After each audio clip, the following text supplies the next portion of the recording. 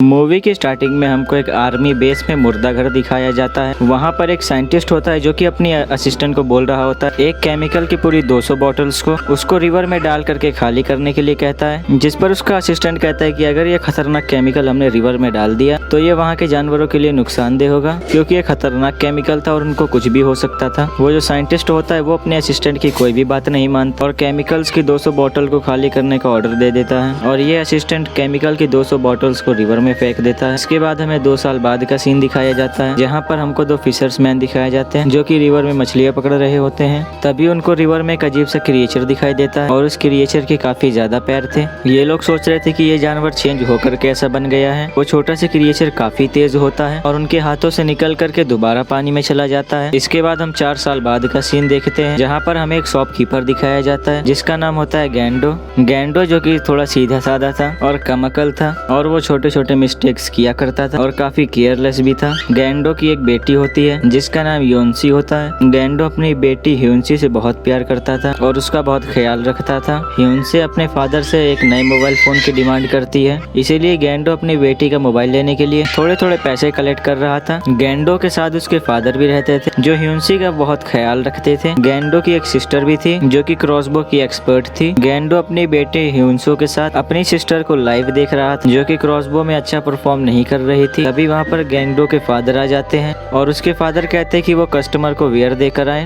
तभी गैंडो अपने कस्टमर्स को बियर देने जाता है। तभी उसको ब्रिज के ऊपर मछली जैसा लटकता हुआ एक मॉन्स्टर दिखाई देता है जो थोड़ी देर बाद उनके पास आ जाता है। गैंडो समेत वहाँ पे सभी लोग उस मॉन्स्टर के ऊपर बियर मारने लगते हैं और ऐसा करके वो काफी एंजॉय कर रहे थे। इसके बाद वो मॉन्स्टर वहाँ से चला जाता है। उसके बाद गैंडो देखता है कि वो मॉन्स्टर तो पानी के बाहर आ गया है, तो लोगों पर अटैक करके उन्हें अपना शिकार बना रहा है, उन्हें मार रहा है, उन्हें खा रहा है। गैंडो उसे देख करके डर जाता है और अपनी जान बचाने के लिए वहाँ से भाग जाता है। वो मॉन्स्टर फिर एक आदमी को खाने की कोशिश करता है और गैंडो एक साइन बोर्ड उठाता है और उस मॉन्स्टर की पूंछ पर दे मारता है, जिससे कि उस मॉन्स्टर के दुम से खून निकलने लगता है और वो खून गैंडो के फेस पर भी गिर जाता है।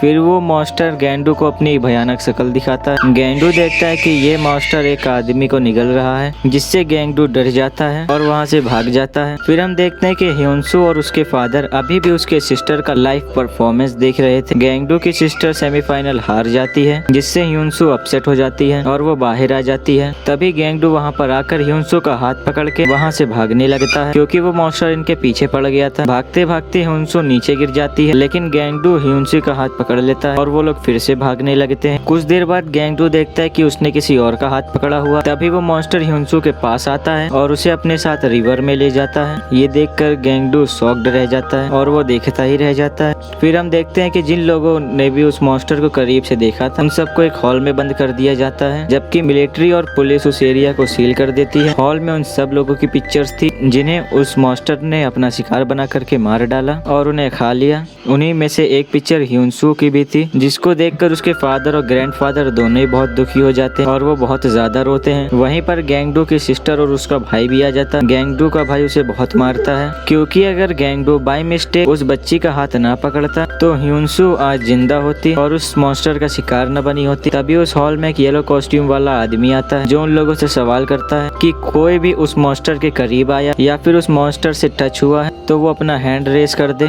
तब गैंडो जल्दी से अपना हैंड रेस कर देता है और बताता है कि उस मॉन्स्टर का ब्लड मेरे फेस पर लग गया था। ये सुनकर वो आदमी बाकी आदमियों से गैंडो को पकड़वा लेता है कि जरूर इसमें भी वो वायरस हो जो उस मॉन्स्टर में है। फिर हम देखते हैं कि गैंडो की पूरी फैमिली और वो लोग जिन लोगों ने मॉन्स्टर्स को देखा है वो सब के सब लोग डॉक्टर के अंडर थे। रात में गैंडो के पास किसी की कॉल आती। जब गैंडो कॉल रिसीव करता है वो कॉल उसकी बेटी ह्यून्सो की होती है। ह्यून्सो अपने फादर गैंडो को कहती है कि पापा प्लीज मुझे बचा लीजिए। गैंडो ह्यून्सो से पूछता है कि इस वक्त तुम कहाँ पर हो, जिस पर ह्यून्सो कहती है कि मैं एक ब्रिज के नाले में हूँ जहाँ पर मेरे अलावा और भी लोग हैं। ये सुनकर गैंडो और उसकी फैमिली खुश हो जाती क्योंकि ह्यून्सो जिंदा जो थी। नेक्स्ट डे वो इस बात को पुलिस को इन्फॉर्म करते हैं, जिस पर वो पुलिस वाला कहता है कि गैंडो की बॉडी में वो वायरस तेजी से फैलता जा रहा है, इसीलिए पागल बनता जा रहा है और ऐसी बातें कर रहा है। ये कहते ही वो पुलिस ऑफिसर इनकार कर देता है कि मैं तुम्हारी हेल्प नहीं करूंगा। लेकिन गैंगडू के फादर का एक फ्रेंड पुलिस ऑफिसर होता है, जिसकी मदद से वो लोग यहाँ से भागने में कामयाब हो जाते हैं। ये लोग अपने साथ कुछ गन्स और वेपन्स ले लेते हैं और जरूरी सामान भी ले लेते हैं और चेकिंग एरिया से गुजरते हुए आगे बढ़ते हैं। लेकिन चेकिंग एरिया पे एक ऑफिसर इन्हें आगे जाने नहीं देता, क्योंकि ब्लॉक एरिया में जाने के लिए उन्हें आईडी कार्ड्स की जरूरत थी और उन लोगों के पास उस वक्त आईडी कार्ड नहीं था। फिर गैंगडो के फादर उससे वो पैसे ले लेते हैं जो कि ह्यूनसियो का मोबाइल लेने के लिए जमा किया था। गैंगडो के फादर वो पैसा उस पुलिस ऑफिसर को दे देते हैं और कहता है सॉरी, इस बार तो हम आईडी कार्ड भूल आए हैं, तो आप इससे काम चला लीजिए। इसके बाद वो लोग आगे बढ़ जाते हैं। फिर हम देखते हैं कि वो मॉन्स्टर्स तो येलो ड्रेस वाले आदमियों को अपना शिकार बना लेता है और उन्हें भी उस ब्रिज के नाले में ला करके रख देता है। वो मॉन्स्टर उन लोगों को यहाँ पर इसीलिए कलेक्ट कर रहा है कि अगर उसे भूख लगे तो वो इन लोगों को एक एक करके खा ले। और वो मॉन्स्टर ह्यूनसियो को भी यहीं पर लाया, लेकिन जब वो मॉन्स्टर ह्यूनसियो को यहाँ पर लाया तब ह्यूनसियो वहाँ पर एक छोटे से बने पाइप में छुप जाती है और ह्यूनसियो ने उन्हीं लोगों में से एक आदमी का मोबाइल लिया, अपने फादर यानी कि गैंगडो को इन्फॉर्म किया कि वो जिंदा है। इसी वक्त शाम में हम उसी ब्रिज के नीचे दो भाइयों को देखते हैं। उनमें से छोटे भाई का नाम सीजू था। ये दोनों भाई खाना चुराने के लिए गैंगडो के शॉप पर आए और वो लोगों से जितना हो सकता है वो लोग वहाँ से खाने का सामान चुरा लेते हैं, क्योंकि वो बहुत ज्यादा गरीब होते हैं, उनका कोई घर भी नहीं होता, इसीलिए वो लोग हमेशा खाना चुरा कर ही खाया करते थे। लेकिन जब वो लोग वहाँ से खाना चुरा करके जा रहे होते अब वो मास्टर उन लोगों के ऊपर अटैक कर देता है। वो मास्टर उनमें से बड़े भाई को मार देता है और छोटे भाई सीजू को अपने साथ ले जाता है। वो मास्टर सीजू को भी वही ब्रिज के नाले में ले आता है। जब ये मास्टर वहाँ से चला जाता है तब ह्यूनसियो वहाँ पर आकर के देखता कि ये लड़का तो जिंदा है। ह्यूनसियो उससे उसका नाम पूछती है, वो कहता है कि मेरा नाम सीजू है। फिर हम देखते हैं कि गैंगडो और उसकी फैमिली के बाकी लोग अपनी शॉप पर आ जाते हैं और खाना खा करके वहाँ पर सो जाते हैं और वो काफी अपसेट लग रहे थे। लेकिन नेक्स्ट मॉर्निंग जब गैंगडो की आँख खुलती है तो वो देखता है कि वो मास्टर तो उनकी शॉप के बाहर ही खड़ा है। ये देखकर गैंगडो के फादर उस मास्टर पर फायरिंग करने लगते हैं और वो मास्टर इनकी शॉप पर अटैक करके उस शॉप को पलट देता है। फिर ये लोग बाहर आ जाते हैं और उस मॉन्स्टर पर गोलियां चलाने लगते हैं। उन गोलियों से बचने के लिए वो मॉन्स्टर जल्दी से वहां से भाग जाता है। ये लोग उस मॉन्स्टर पर इतनी गोलियां चलाते हैं कि इन्हें इस बात का भी ख्याल नहीं होता कि उनकी गन्स में गोलियां खत्म हो गई है। फिर वो मॉन्स्टर पानी में चला जाता है। तो गोलियों की आवाज सुनकर वहाँ पर पुलिस भी आ जाती है और पुलिस अब उन्हीं की तरफ आ रही थी। फिर ये सब रिवर की दूसरी साइड पर चले जाते हैं जहाँ पर वो मॉन्स्टर आ रहा था। गैंगडो के फादर उससे उसकी गन लेते हैं। इसमें अभी एक गोली बाकी थी, जिसमें गैंगडो अपने फादर को बताता है कि इसमें अभी एक गोली बाकी है। फिर गैंगडो के फादर अपने तीनों बच्चे को वहाँ से भागने के लिए कहते हैं। अभी गैंगडो के फादर के पास वो मॉन्स्टर आ जाता है। तब गैंगडो के फादर उस मॉन्स्टर पर अपना निशाना बनाते हैं और ट्रिगर दबा देते हैं। तभी वो देखते हैं कि गन में तो एक भी गोली नहीं है। तभी गैंगडो को भी रियलाइज होता है कि गन में तो गोलियां खत्म हो चुकी है, एक भी गोली नहीं थी। तभी वो मॉन्स्टर गैंगडो के फादर को हिट करता है और दोबारा से रिवर में चला जाता है। गैंगडो अपने फादर के पास आता है तो वो देखता है कि उसके फादर तो मर चुके हैं। अपने फादर को खोकर गैंगडो बहुत दुखी हो जाता है और वो रोने लगता है और पुलिस भी उन लोगों के पास आ चुकी थी। तभी गैंगडो अपने सिस्टर और भाई को वहाँ से भागने के लिए कहता है, लेकिन गैंगडो अपने फादर को अकेला छोड़ करके नहीं जा सकता था, इसीलिए वो अपने आप को पुलिस के हवाले कर देता है और पुलिस गैंगडो को पकड़कर अपने साथ ले जाती है। गैंगडो का भाई अपने फ्रेंड को कहता है कि ह्यूनसियो को कॉल को ट्रेस करो और वो कॉल ट्रैकर गैंगडो के भाई की हेल्प करता है। और यहाँ पर हमें पता चलता है कि वो सॉल ट्रैकर अपने फ्रेंड यानी कि गैंगडो शॉर्ट ट्रिक की है। असल में पुलिस ने गैंगडो की पूरी फैमिली को पकड़ने इनाम रखा था, क्योंकि वो लोग उस मॉन्स्टर के टच में जो थे, क्योंकि अब गैंगडो तो पकड़ा गया था, लेकिन गैंगडो के बहन और भाई को पकड़ने के लिए अभी भी इनाम रखा था। इसीलिए गैंगडो के भाई को पकड़वाने के लिए उस कॉल ट्रैकर ने ये चाल चली। वो कॉल ट्रैकर ऑफिस में जाता है जहाँ पर पुलिस थी और हॉस्पिटल वर्कर्स थे। वो सब लोग गैंगडो के भाई को पकड़ना चाहते थे और वो इनाम हासिल करने के लिए कॉल ट्रैकर को गैंगडो को यहाँ तक लेकर के आया। वो सब लोग वहाँ से बाहर आते हैं और गैंगडो के भाई को चारों तरफ से घेर लिया जाता है। अब गैंगडो के भाई को ह्यूनसियो की लोकेशन पता चल चुकी थी और वहाँ पर गैंगडो का भाई इलेक्ट्रिसिटी करके वहाँ से भाग जाता है। और तभी फिर गैंगडो का भाई अपने सिस्टर को ह्यूनसियो की लोकेशन सेंड कर देता है। दूसरी तरफ हम देखते हैं डॉक्टर गैंगडो को पकड़कर उसके ऊपर तरह तरह के एक्सपेरिमेंट कर रहे हैं और तो और उसे टॉर्चर भी किया जा रहा था। यहाँ पर गैंगडो किसी तरीके से समझदारी का मुजाहिरा करता है और वो डॉक्टरों के ट्रैप से बच करके भागने में कामयाब हो जाता है। ह्यूनसियो जो कि अपने फादर के आने का वेट कर रही थी कि उसके फादर उसको बचाने के लिए जरूर आएंगे, लेकिन जो गैंगडू की सिस्टर होती है वो उस ब्रिज के नीचे आ जाती है अपना क्रॉस बो लेकर, और ये वही जगह थी जहाँ पर ह्यूनसियो थी। लेकिन वहाँ पर वो मॉन्स्टर गैंगडू की सिस्टर के ऊपर अटैक कर देता है, जिससे कि गैंगडू की सिस्टर गिर जाती है और वो मॉन्स्टर वहाँ से भाग जाता है। फिर हम देखते हैं कि ह्यूनसियो और सीजो दोनों मिलकर बड़े कपड़ों को आपस में बांधकर उसकी एक रस्सी बनाते हैं। उस कपड़े की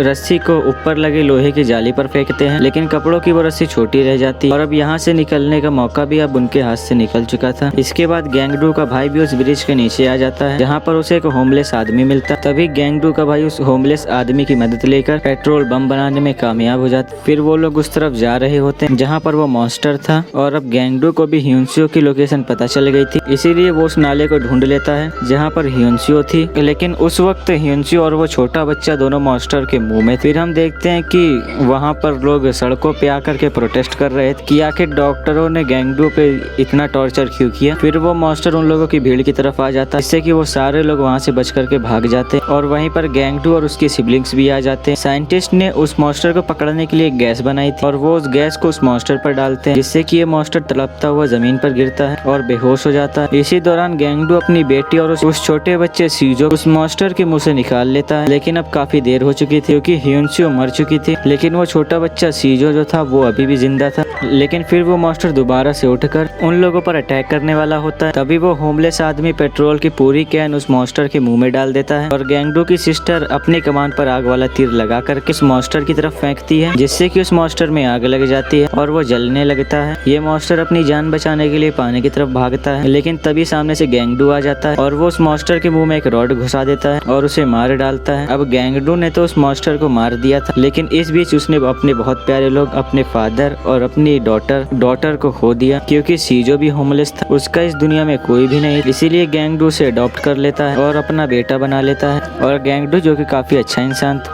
और अब वो समझदार इंसान बन गया और वो अपनी शॉप को काफी अच्छे से लेकर के चल रहा था और वो सीजो से बिल्कुल ऐसे ही प्यार करता था जैसे वो उसका अपना ही बेटा हो। और गाइज ये मूवी यहीं पर एंड हो जाती है।